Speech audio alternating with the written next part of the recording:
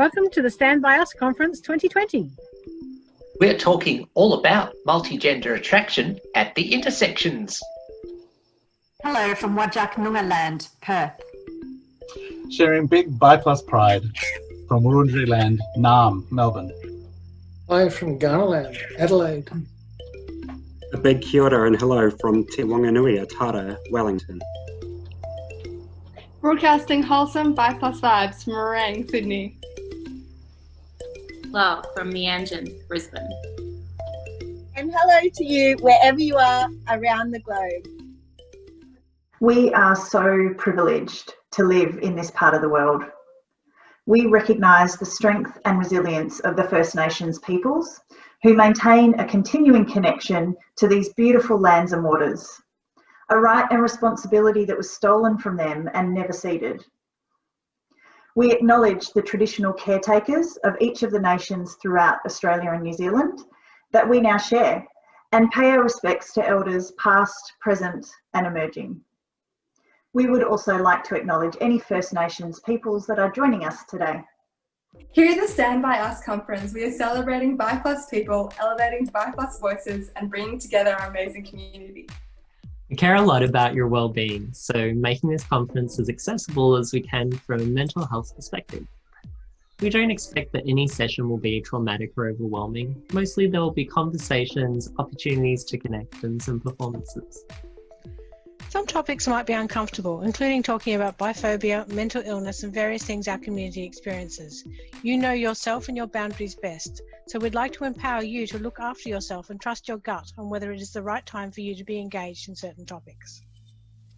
If you find yourself upset or overwhelmed, we strongly encourage you to make use of your own coping tools like breathing, grounding, comfort items or food. You might also try talking to someone close, like a family member or a friend, or to a crisis line like Q-Life, Lifeline, or Kids Helpline.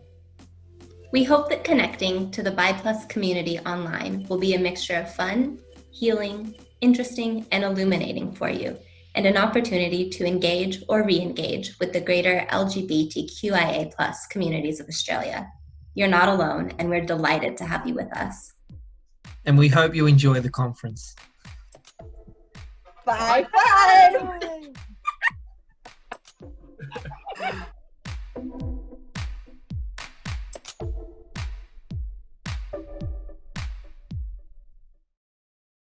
Hi everyone, and welcome to the panel for the Stand By Us Conference 2020. My name is Misty Farquhar. I use they, them pronouns. And today we're having a panel discussion with folks who identify as pansexual. I'm taking the place of Sally Goldner, who you will have seen on the event information. Sally has had to pull out at the last minute, unfortunately, but we do have other incredible panelists joining us today. Pansexuality is an attraction to all genders. It's another way to describe multi-gender attraction beneath the bi plus umbrella. Although it doesn't necessarily mean the exact same thing as bisexual, some people use the terms interchangeably. In this discussion, we'll explore the diverse experiences of pan folks and find out what it means to them. So we're going to begin by introducing ourselves. And then we will go on to have the panelists answer some questions, and then there'll be question time from the audience. Just wondering if folks can just turn off their cameras and their microphones for this part. And then if you want to ask questions or make comments as we go, you're welcome to do that. This is not an overly formal forum, so we'll just turn your microphone on when you're speaking and off when you're not. So I'll start. I am a non-binary bisexual person, but my definition of bisexuality is more like the definition of pansexuality, in that my attractions to other people are not based on gender. Gender's not important to my attractions to other people. The work that I do in the Bi+ community is that I'm one of the founders of Bi+ Community Perth. I am from Western Australia, where I'm a PhD researcher, and my thesis is looking at the lived experiences of people who are non-binary in sexuality and gender across Australia. So I'll hand over to Misha to introduce herself. Hi, so I'm Misha and I'm on Ghana land, also known as Adelaide, and I'm a 45-year-old mum. So on one hand, that's my day-to-day visible title, as it were. I identify as pan-demisexual and I'm polyamorous, and I have 3 daughters. I work within the Department for Education in inclusive education. I work as a communication coach and a communications consultant, so for individuals and families, as well as then within businesses. And I'm an avid advocate and support within the LGBT community, but also within any community that I step into, to basically support, verbalize, vocalize the experience and expression of sexuality and self, and basically anything that allows a person to step into being their whole selves, whatever that happens to be today in this moment. And that's it. And I'll pass across to Neen. Hi everyone. I'm Neen Chapman. I am on Gadigal land of the Eora Nation, also known as Camperdown in Sydney. I'm 50. I turned 50 right at the beginning of the COVID. So I'm actually 49 and 18 months. That's what I'm sticking with. I have been privileged and honoured to work with the Sydney Bi+ network as their VP. Thank you, Amber. Thank you, everybody. It's an exhilarating experience. I do, my pronouns are they, them. I do identify it's the entire bracket, really. So it's pansexual, Bi+, bisexual. Because of multi-gender attraction, and for me, pansexuality really does describe what my attraction to people is, to humans. And it's about their mind, and it's about the way that they treat other people, and it's about their beliefs, and it's about their values and their ethics. It has nothing to do with the shape of a physical form. I've worked in all sorts of areas over the years. I was an educator for a while, and then I became a builder. Don't ask me, don't know why. And I've actually spent the last sort of 25 years in the building game, and more recently in the last 10 years in strategy and that type of thing. Thinking about this panel and thinking about the work that we do with SBN and with all of the other bi and pan groups across Australia and New Zealand for the conference, I was reflecting on the fact that for much of my working career, I've been an advocate, and I didn't realise I was. So this is a beautiful opportunity to sit down and have a chat with you all. And I nominate Jace. Hey, it's going, guys. I'm Jace. I'm 25. Currently on the Larrakia Nation, and that's in Darwin. I don't really have as much experience as some of the other panel members today. This is actually my first event that I've kind of ever been involved in. What else is there? There's not much to know about me. Pansexuality to me is can love anyone. It's definitely all about personality for me, especially. I think probably the first person I loved was a gay dude, which didn't work out for me at the time because I was very much, I looked a lot like a female.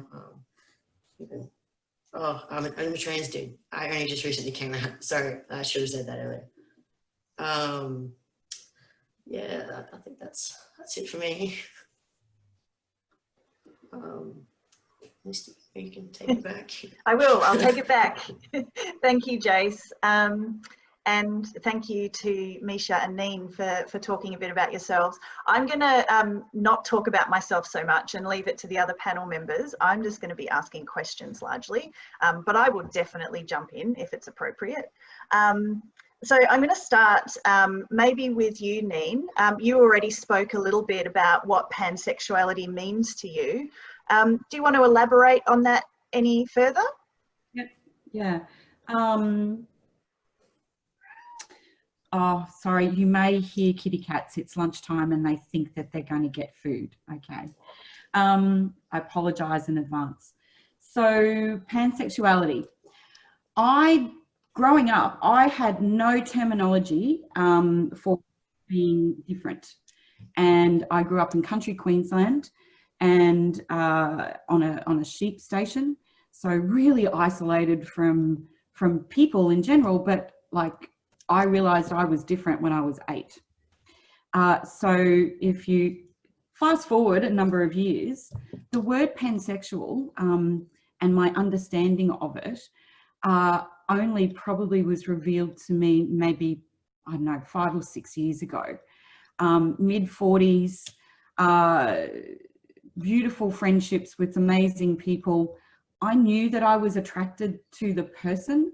I have had multiple relationships, beautiful relationships with non-binary, beautiful trans women and men, and androgynous humans.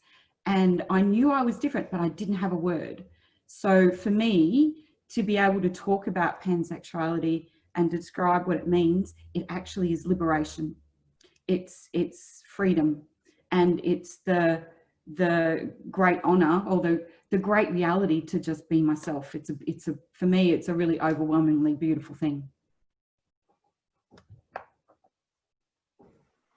How about you, Misha? You're on mute, Misha.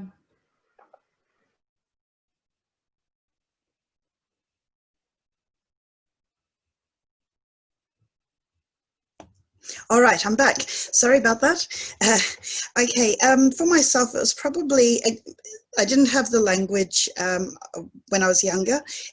I just had an awareness that by about 7 or 8, I knew that I was very much, I felt that the world should really be more open to the idea that we're attracted to personalities. Surely that's how we click and connect. And I really didn't understand at that stage the physical obsession, and I love puzzles. I love them to this day, but I really didn't see why humans were so focused on making male and female matches, or when so much about our lives were about, talking to somebody, and if you got along, then something else might happen. And I know it sounds simplistic now, but at the time, that's what I would even try and convey to people. It was a dangerous thing to do at that time, because that was in the late 70s, and I would usually get told, look, Misha, as you get older, you'll understand more. You'll understand more about society working and whatever. I also know that even at age 4 or 5, I would, I'd sit there near the wood. There's a wood shop, wood workshop at our, like a preschool in Bendigo. And I'd sit on the outside and again, I was fascinated with the gender obsession, and I guess I convert a lot of things to fascination when I'm actually very frustrated. So I'd be sitting on the outside frustrated. I couldn't go in there because it was a boys' wood shop, and I'd be saying, well, when they're finished, well, when can I go in? When can anyone else go in? And again, I'd be reminded of the rules, and of course, when that information would go to my parents, unfortunately, sadly for them, they would be frustrated by the fact I couldn't sit within the rules. And I think everyone just crossed fingers that over time I would learn the rules. And instead, what I was kind of doing was saying, well, I'll learn what the rules are, but I think rules come from constructs anyway, so why not just create other pathways? I see it a lot more garden-like and organic.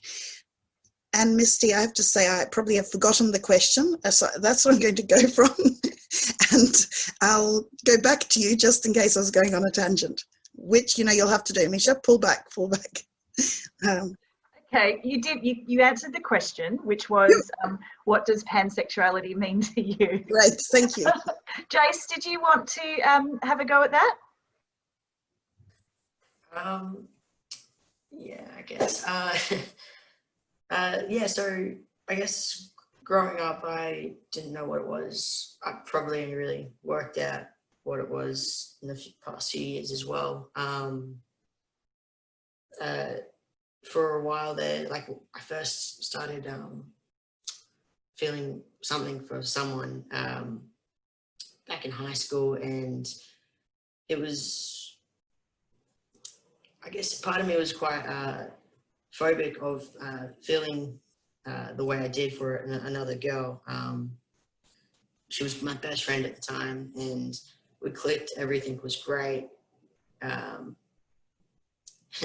And I refused to think I was gay, and I still, to this day, was a bit, oh, whatever, this is not quite right. Then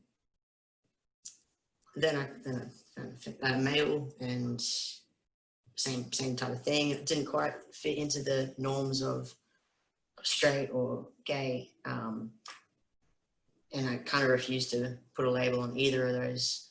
So I stuck with bi for a while, but that didn't quite fit me either.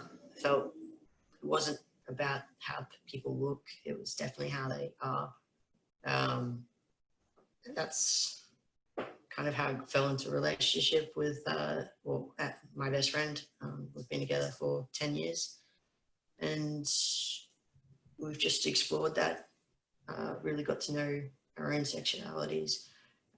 She identifies as an asexual person, which is cool. I don't know if I answered the question very well. You did. You answered the question very well, Jace. It's interesting as well, that crossover with asexuality. One of my partners is asexual as well, but we don't have time to talk about asexuality today. Maybe another time. I'm going to skip the next question because I think you all kind of spoke to this idea of having an aha moment around pansexuality. Neen, you wanted to add something on that?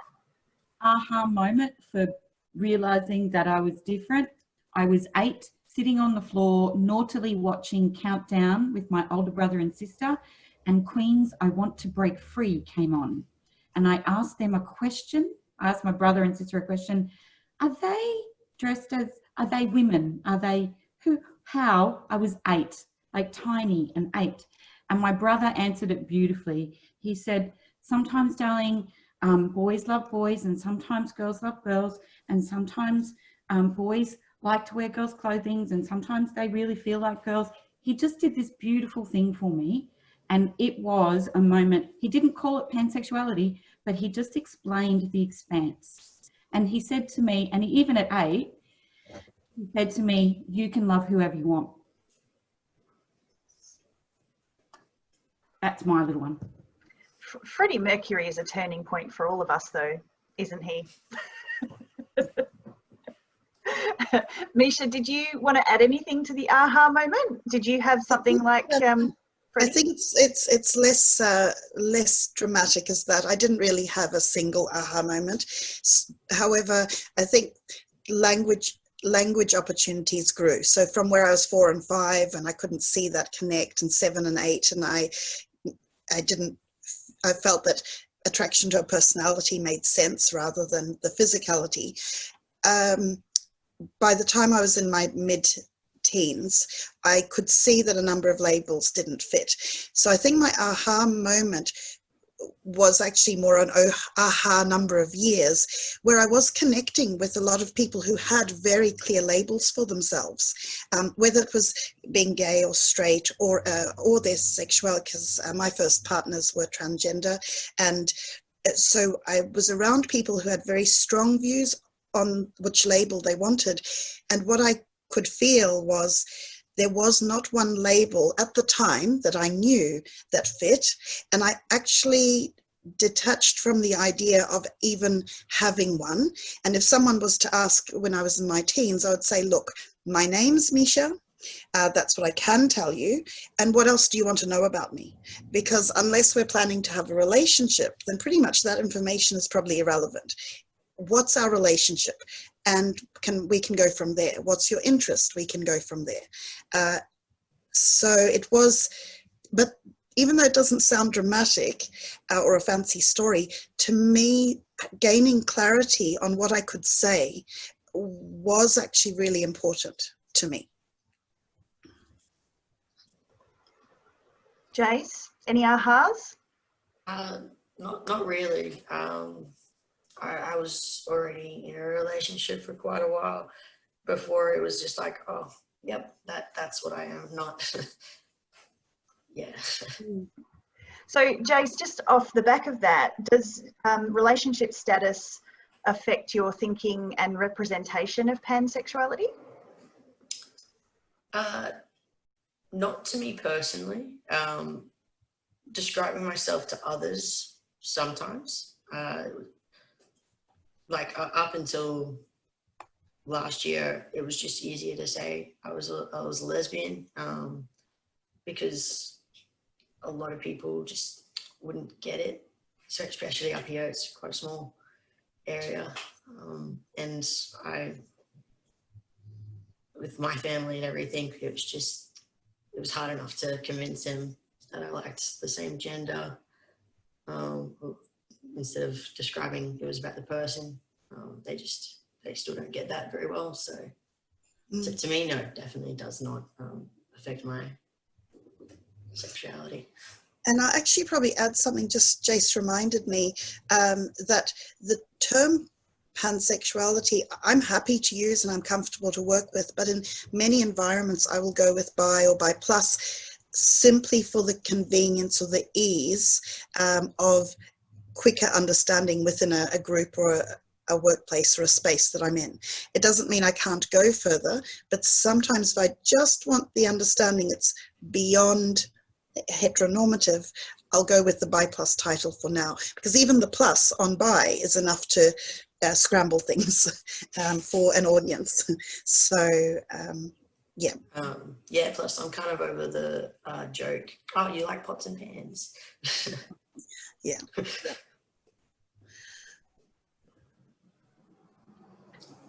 Neen, how about you and relationships? I have often, I'm not in a relationship right now, still means I'm pansexual. Probably really coming to terms or understanding the word, you know, as I said, you know, 5 or 6 years ago, those relationships since then talked about it all the time, certainly have had some interesting reactions and conversations. But what that tells me is that this person is not the right person for me. It's a really clear and quick indicator for me, because it is about loving the whole of me, and I will love the whole of you. But I have to say, along with that, earlier when I was younger, relationships were open and freeing because I was just myself with someone, which is beautiful. And Misty, could I step in for a second? I've noticed in the comments, and it's quite a relevant comment, about some people not necessarily knowing there was much difference between, say, bi and pan, or thinking it's actually all-inclusive. And I'd say that comes from a good starting point. That's probably where things started out at some point, was the idea that bi was all-encompassing and probably moving away from the lesbian and gay heading or title, sort of bracket. But I think and this I'll come back to now, my experience. So even 20 years ago or so, I'd already started having some relationships or started to get to know people who were very clear in being bisexual, that they were clearly identifying two sexualities that would work for them, or even a gender. So that's where I knew for myself that wouldn't work in the long run. And pansexuality is for me the focus of personality, whereas I have known people who will say I'm attracted to males and females, but will exclude other genders. It will be very clear.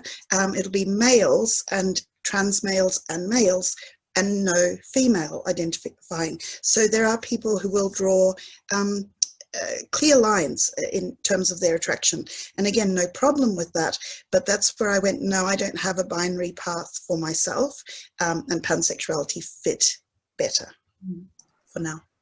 Yeah, I'd probably like to speak to that as well. I think that the community definitions of bisexuality and pansexuality are probably useful here. So when we talk about bisexuality, we say it's an attraction to more than one gender. So that might be, as Misha said, men and trans men only, or, you know, or they have different types of attractions to different genders, whereas pansexuality is attraction to all genders. And so it is that idea of it not being about gender. But as I said in the introduction, for me, my definition of bisexuality means the same thing as pansexuality. And I think it really comes down to, you know, what people are most comfortable using to describe themselves at the end of the day. And there's certainly no issues within the community around people using both labels or either label. It's whatever you're most comfortable with. I use bisexual because of the history of activism, and I am an activist. So that's why that language is important to me. But in some circles, I will use pansexual. And I think it sounds like an unrelated topic, but we do have this happening in lots of our words these days, like the word selfish, for instance, can be thought of in simply meaning selfish as in a negative space, but the word itself, it has actually the two parts. It can be negative, it can be positive, and again it comes back to your usage. What's your intention in it? So sometimes you still need to clarify. I know I do. If I'm speaking and I use the word selfish and someone goes, oh, that's, you know, hard hitting, I may have to step it towards that, into that, and say, oh no, my meaning is that you are focusing on yourself, and I don't see that as a bad thing. Neen, did you have something to add?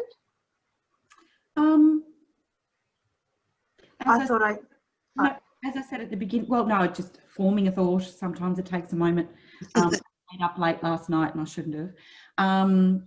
As I said at the beginning, I have the, you know, 3 or more terms, however many terms that are being used that describe my or a person's, just in general, in the community and outside the community, because I do believe it's important for language to be adopted and used and for it to grow outside of our beautiful communities. Bisexuality, bi plus, and pansexuality. The bi does not, I appreciate in Latin, I think it is Latin that bi means two, but the world and language have progressed from there. So it's multi-gender attracted.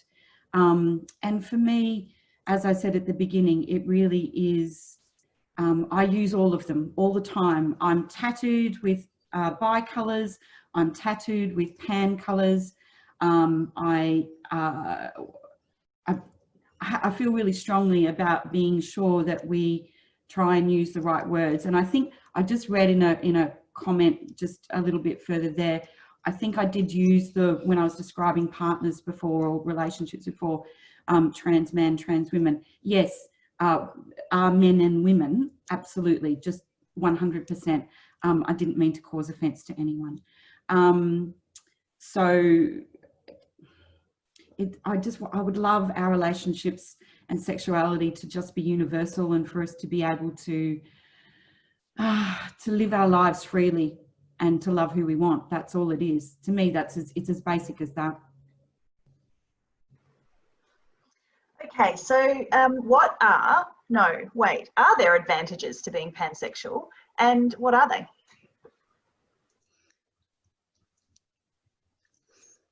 Shall I go first? All right.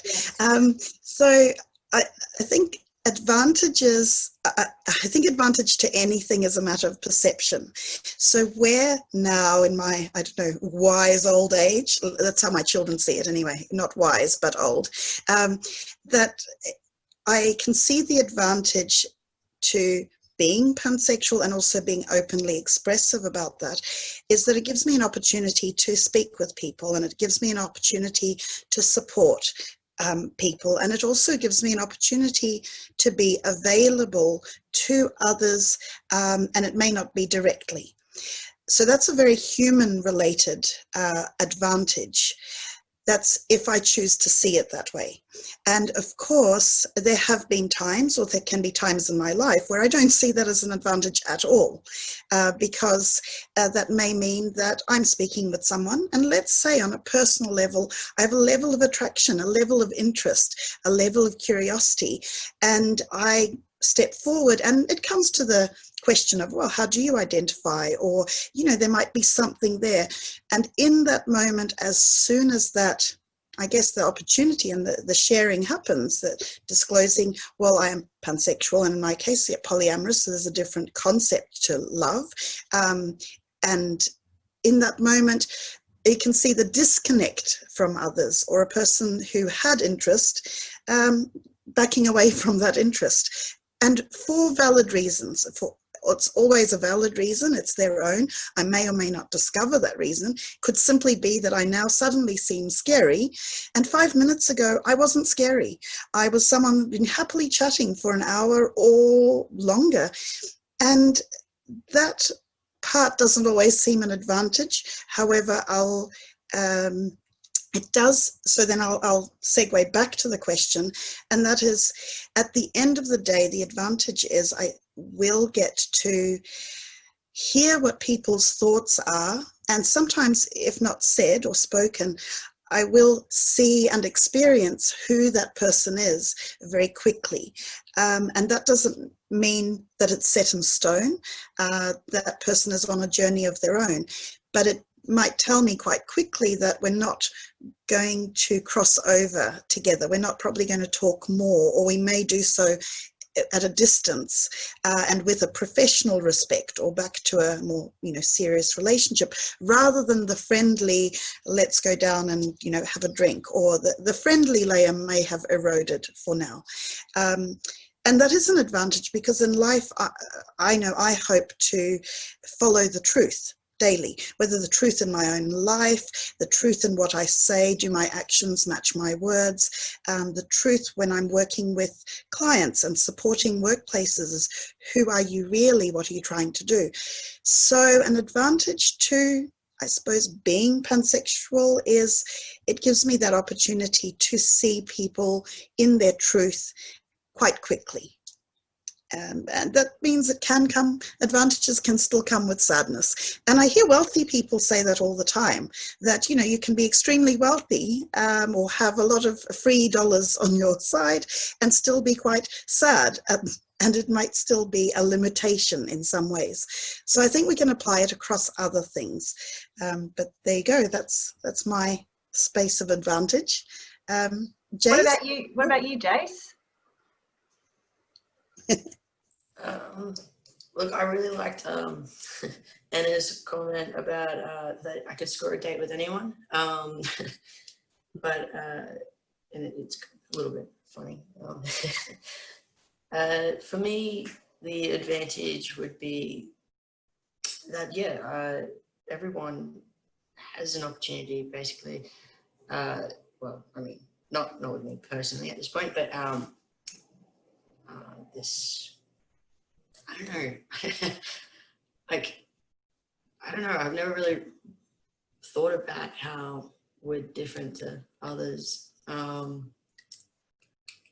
Yeah, let's go to someone else. Neen, over to you.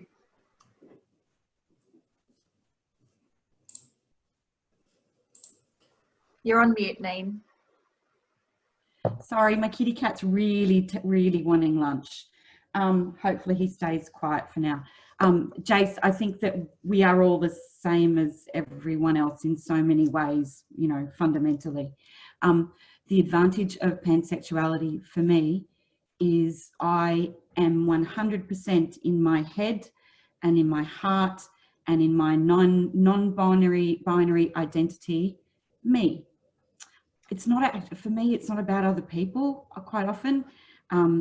Yes, it is about personality and attraction and their behavior and all manner of things like that for me to be interested in someone.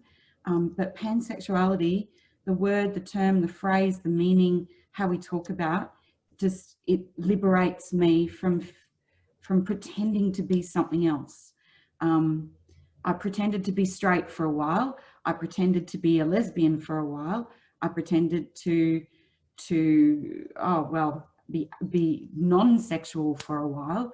And now, you know, as I turn 50, I actually get to just be me. So I think it's an advantage and a bloody great superpower, actually.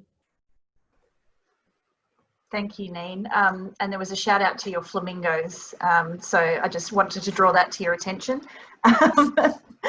So the next question is around community. Tell us about how you feel connected to the pansexual community or the bi+ community, and how you feel connected to the LGBTIQ+ community more broadly. Perhaps we'll start with Jace. I don't know much of a community up in Darwin. I actually went to the Pride opening yesterday. It was the first Pride event I've actually been to like that, and it was amazing. It was so many people out there that I didn't actually know existed in Darwin. I mean, which was really eye-opening for me. Yeah, I kind of wish everyone will like, I don't know how to explain it. I didn't see anyone that, you know, I instantly connected with, nor do I know how to ever see those people again, because there's not really a place up here for it. So for me, I find it quite hard to connect with other LGBT people in the community up here, which is why it's really great that I found the bi+ group that I'm now a part of, just because, you know, I can actually get to meet people that are like me to a degree. I don't actually know if that answered the question. It did. And I think it's different in different cities, isn't it? But certainly in Darwin, it's a smaller population and there's less community and services. Yeah. What about you, Misha, in South Australia? Okay, well, it's probably a couple of layers to this answer. One is broadly, there is a lot more visibility and vocalization now around the LGBT community and then bi+ community.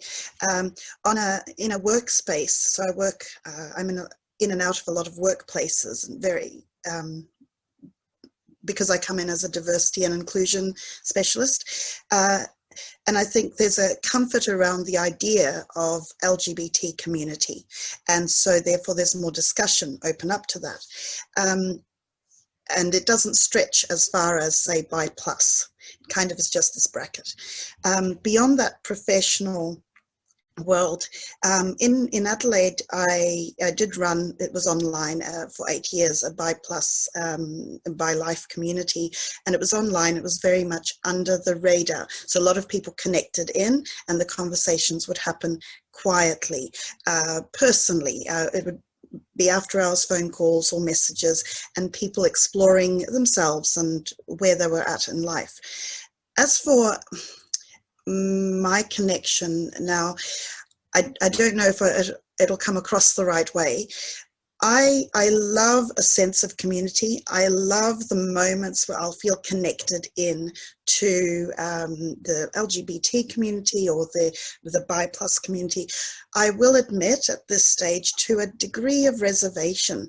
So I'll be quite happy, and all in, but with this a little bit of readiness to be either stepping out or to be ready to be pushed out at a moment's notice. And because of the instability of that, it doesn't make me any less enthusiastic. I'm very passionate and can be over intense, I know that. But if at any point there's a level of judgment, or if someone doesn't like a part of who I am beyond the bi plus side, if that means excluding me happens as quickly as that, I can't necessarily feel completely part of a community if that's the risk on a day-to-day, moment-to-moment basis. Now, that isn't me accusing a person or a community of doing that. That's probably a bit of a merger what my life experience has been. So for many years ago, this is by way of one example, I did identify in the LGBT community. I was probably seen as more of a lesbian, not that that was the hat I was wearing, but I had a girlfriend and that was seen at the time as that's me. When I came back from a little bit of a break, and I was with I was living in Sydney at the time, and I was in Glebe, enjoying the company of beautiful people, beautiful ladies who I'd gotten to know over a few years. But I returned from a short holiday, and people asking, where were you, kind of off the grid for a few weeks. I said, I had a lovely time. And they said, well, who are you with? Is it a new relationship? No, I said, the relationship isn't going to work out and you won't know them. And it was a guy. So, and in that moment, the chaos, the disaster that it was, and I had a number of quite activist friends, and this is about 20 years ago, 25 years ago now. Some people were throwing money on the table, and some people were just leaving and saying, it's people like you, that either can't make up your mind, or, people like you cause a problem in the community. And those moments, and it was just in the space of a brunch, not even, that the world changed again. And so I do feel great excitement when I step into spaces and I go, I will cherish and savor what is happening right at this moment, because life is so fragile and our interactions are so fragile. So on one hand, it helps me cherish and savor what is, but I can't say I'm attached to any one community, because I know how short-lived that can be. But that doesn't minimize the experience. The experience can still be incredibly positive and heartwarming and uplifting. But if it's time and it changes, my focus can't be on changing others. It can only be on strengthening myself and moving on. Thank you for sharing that, Misha. And, a lot of people saying that's a really horrible experience. And in the Bi Plus community, we are very happy that you are part of that community. Yeah. And same with you, Jace. Neen, did you want to answer that question around community? Sure thing. I didn't even know a community existed. Very much just independent on my own, with my partner, with my bestie, and he was a beautiful, self-identifying gay man who slept with women occasionally, and a little bit more than occasionally.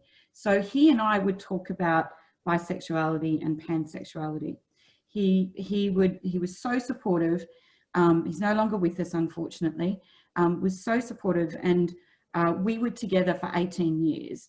And he would push me out and to go to girls' nights, or to go to this night, or to go to that night. And I have to say, it didn't really fit. The penny was in the air. There's this great saying, the penny's in the air, when the machinations are still running around in your head, or people are trying to work out what to do, or what to think, or how to behave.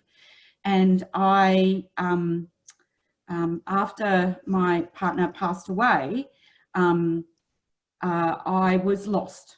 And I didn't actually have a friendship community that was bisexual, pansexual. Lots of L's and G's, but they didn't quite get me. And in fact, some of them would think it was a running joke to say, you know, which side of the fence are you on tonight, or who are you going after? It used to drive me, I would swear, it used to drive me fucking crazy.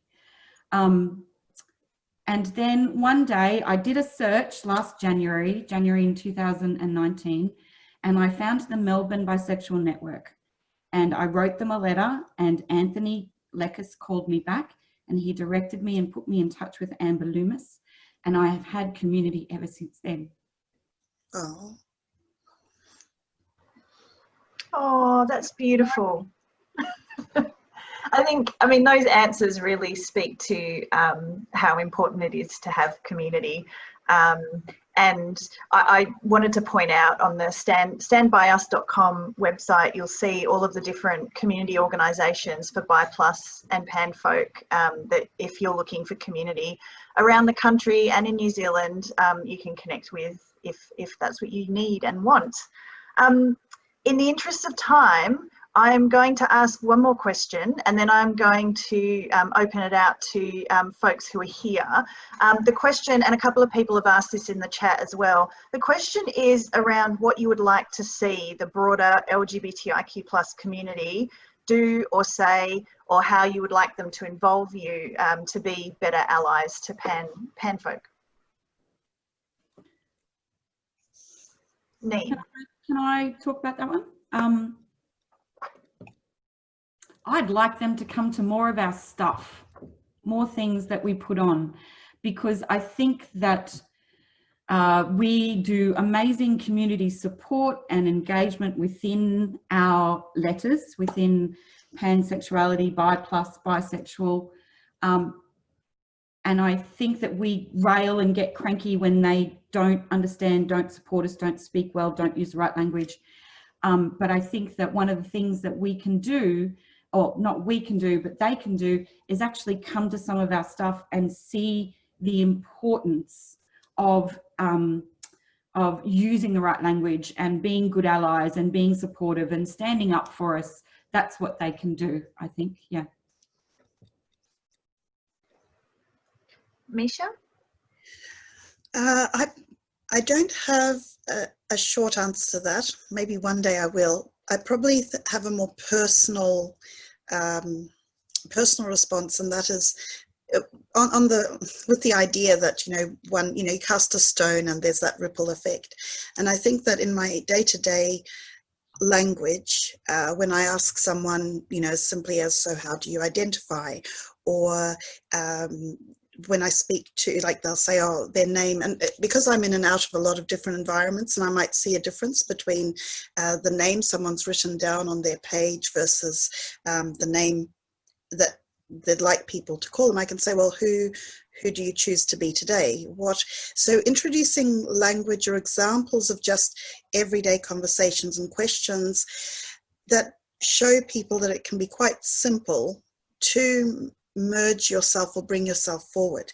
Now, it doesn't really answer what would I like to see in our state, or I think I'd agree with Neen in that I'd like to see more interconnection, not necessarily in the same way as Neen presented in terms of coming to events, but I think probably as strengthening the sense of, I suppose, courage and being able to speak in small ways rather than in loud ways about yourself. So when someone says, yes, so my partner is so-and-so, gaining strength and having responses. And again, I'll offer that by example when I'll say, oh, great, and how long have you been together?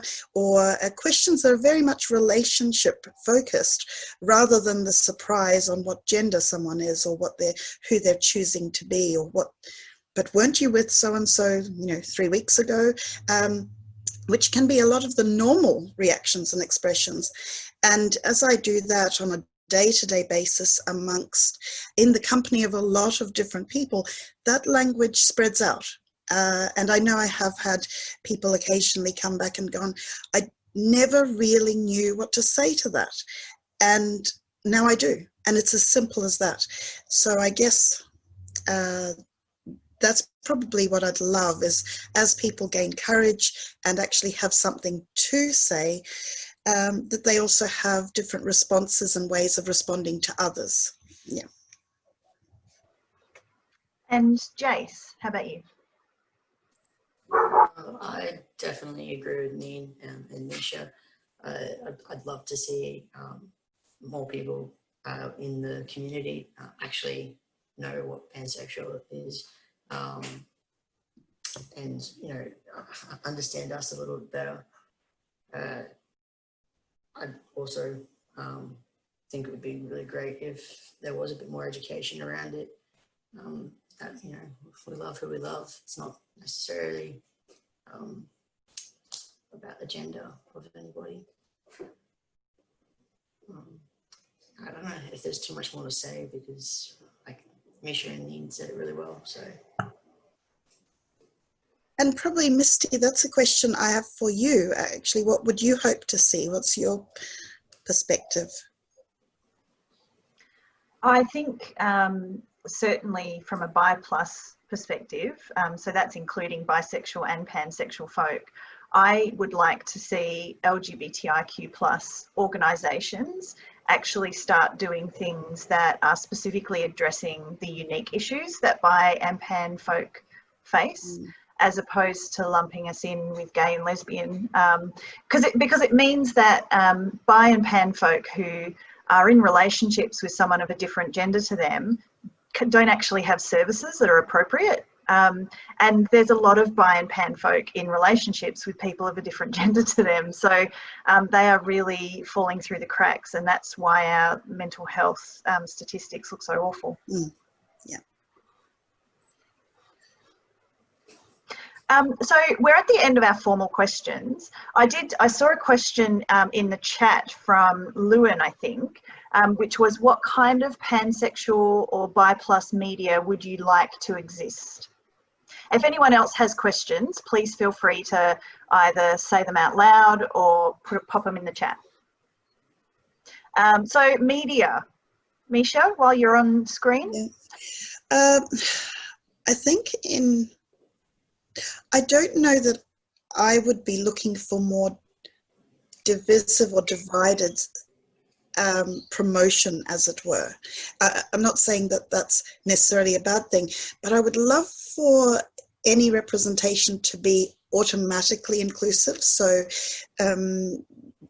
let's say there is a panel or a group of people offering perspective. If just as some workplaces will say we would like male and female representation, people, I'm just talking to common happenings. At the moment, workplaces are some workplaces specifically aim for 50% male, 50% female. Now, I'm not arguing whether that's a good or a bad thing, but in a way, since the media does work often to a lot of very scripted approaches, which then carry out over time, then things like that changing, where a panel is about a diversity of sexuality, which may be lesbian, gay identifying, heterosexual, and bi plus or pansexual, and having a diversity across in the discussions in the media and treating that as the norm. That's what I would like to see. And that way, yes, that's a very slow culture change approach, but that would probably be what I'd like to see over time. How about you, Jace? I would love to see some more positive stuff in the media, acknowledging we even exist.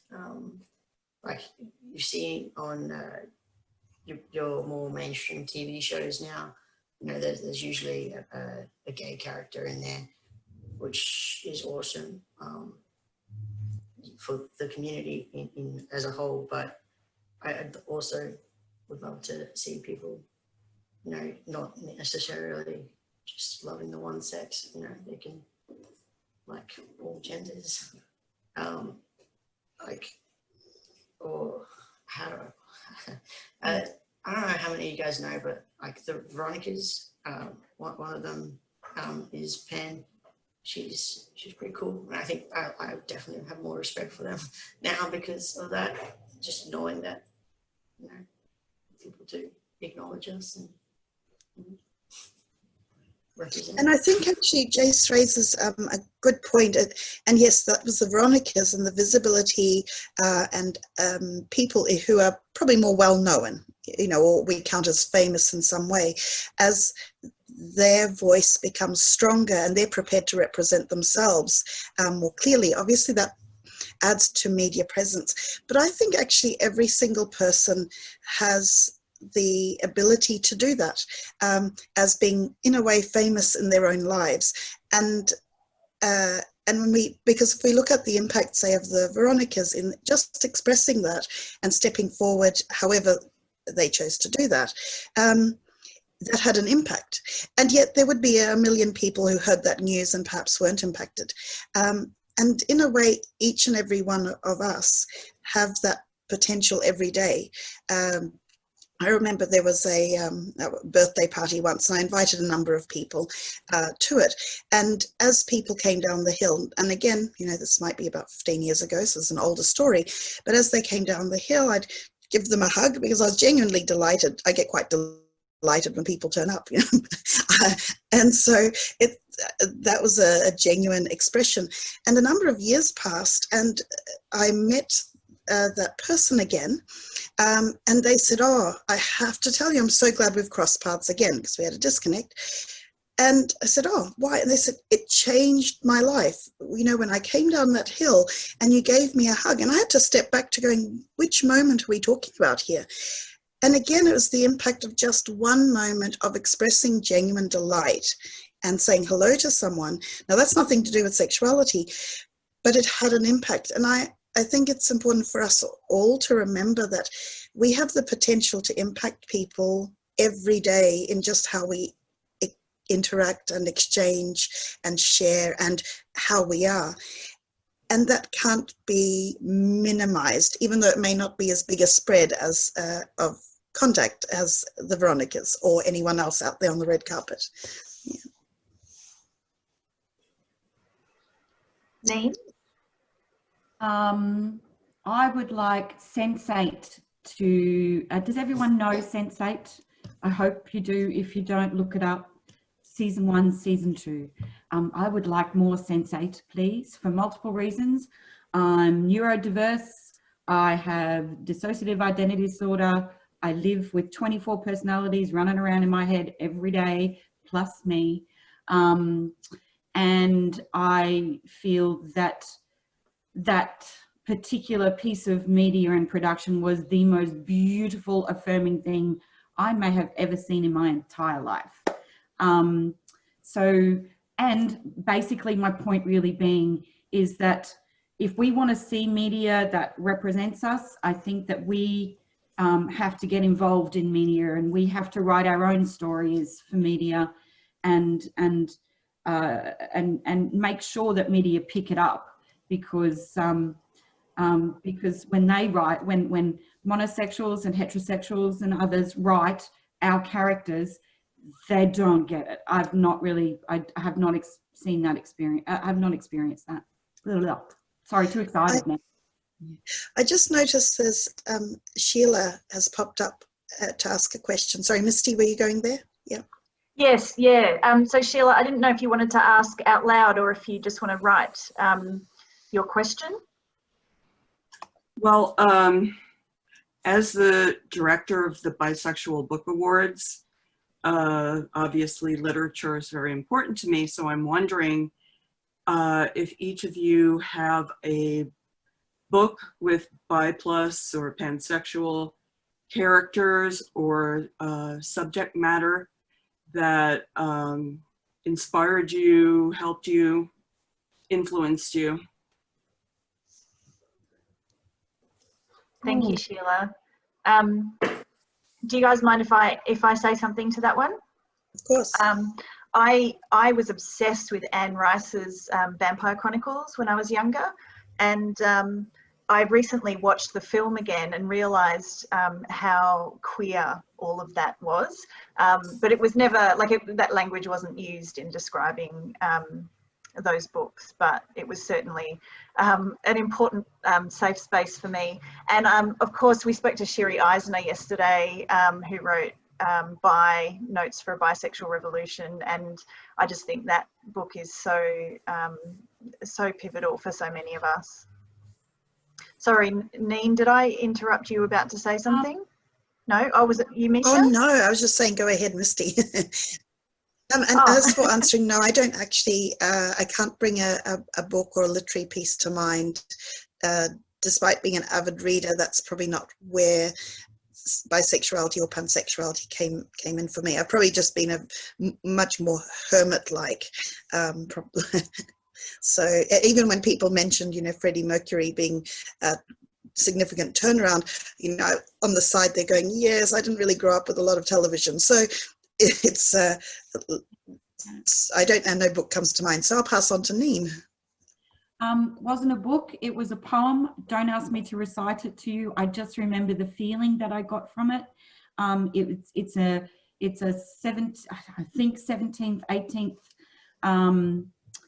English writer, and basically the poem talks about self-love, and it talks about self-acceptance, and it talks about love of humans, love of people, and love of and then it goes out to the love of the world and the love of your location. So I read that when I was, I'm sorry I can't remember the name of it, but I read that when I think I just started high school, and it was really shite in an all-girls Catholic private school, and I discovered this poem. My English teacher gave it to me. It was pretty amazing. Sorry I can't remember the name. I'll look for it and send it out. Guess that leaves me. I'm actually about halfway through Can Everyone Please Calm Down by Mayman, Guide to Sexuality, which is pretty funny. I don't know if you guys have heard of her. She's a comedian. It's a pretty cool book. Get on it. But other than that, I actually haven't read too many books that have bi characters in it, so I'm definitely open to suggestions. If you have any. While we have you here, Sheila, do you have any suggestions? Well, you could look at our website, because all 8 years that we've done so far of the Bisexual Book Awards, all our finalists and winners are on our website. So, you can check any genre of book that you love and see, what are some of the ones that our judges loved over the years. And if there's any authors out there, our 9th season is beginning. So if you have any 2020 books, please send them in to us, bywriters.org. And we have a Bi-Visibility event coming up Saturday the 26th. Where the readers who won our most recent 8th season are going to give readings. We've got live music original music from bi musicians, and we're going to have art inspired by the book. So it's very much a bi-culture, pansexual culture event. I mean, I consider myself to be both, and I'm sure a lot of the people on the program do too. Yeah, that's fantastic. Thank you for that, Sheila. I've posted a link to bywriters.org, which is your organisation. And it's really lovely to see, perhaps because of COVID, there's so many more events online, and we can connect across countries and regions. Yeah, so that's great. 26th of September, you said your event is. Yes. Well, in New York time, it starts at 7 p.m. I'd have to check the, you can just Google, New York to Australia time, and it'll tell you. That's how I figured out what time to tune into this. Australia to New York time. Time Zone Converter is a very excellent website where you can do that, find out what time things are at. I'm mindful that we've gone 10 minutes over.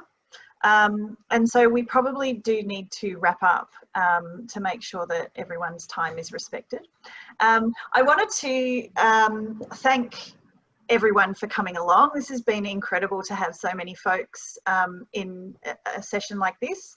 I also would like to say thank you so much to our incredible panel members, Misha, Jace and Neen.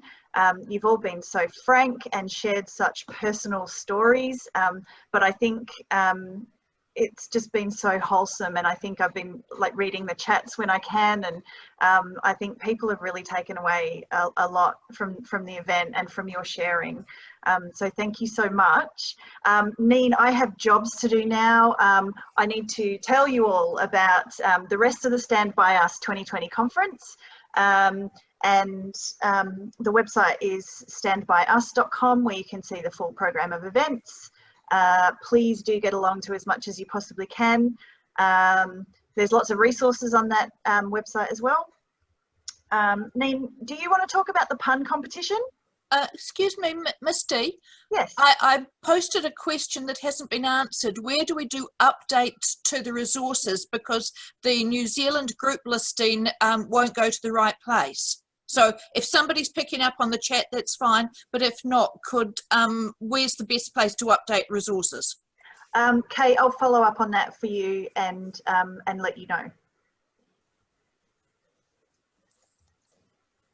Oh, there we go. Callie. Callie is looking after the website, and Callie is here. So there we go. Right. So thanks, Misty, Bree, the panel, Pan, the Stand By Us Pan competition. So what we thought that we would do, because it seems obligatory that puns are used a lot in what we say, do. We do have to mean them. They do have to be deliberate. They do have to be funny. And the judge's decision is final. There's a prize of $100 online gift voucher. Misty, I haven't retained the name of the online store in Melbourne. It's a bookstore. It's a Hares and Hyenas. Thank you, Hares and Hyenas bookstore. So throughout the conference, basically the group of organisers are listening in, and we're noting when people are making good puns. So come to some more events, make some good puns, and there's the opportunity at the conference close on Wednesday for you to have your pun selected as the conference winner for that gift certificate. So if you have any puns ready right now, do feel free to pop them in the chat, and we'll take note of that. What else, Neen? Anything else? Hang on, just let me get my other list up. I'm running about 4 sets of technology, and I'm not a tech person. I think we've done that. So we've done Standby and Us and Best Pun. I just want to thank Misty for having the idea to have this panel as part of the Stand By Us conference. It is an incredible pleasure and so exciting to be in a virtual room with people who are just like me. And it's as I said, I find pansexuality liberating, and I hope that you have all enjoyed this conversation. Yeah, thank you. Thank you to everyone. My thanks is to everyone for logging in and being the quiet and very well-behaved audience. Oh, shout out to Megan as well, Misty's landlord, and bringer of popcorn and drinks, and also Megan has done the moderation of the chat today. So thank you very much, Megan. And Rebecca and James for IT support, as always. Hey. That's it. That's it. Thank you, everyone. Thank you. And bye. Thanks, guys.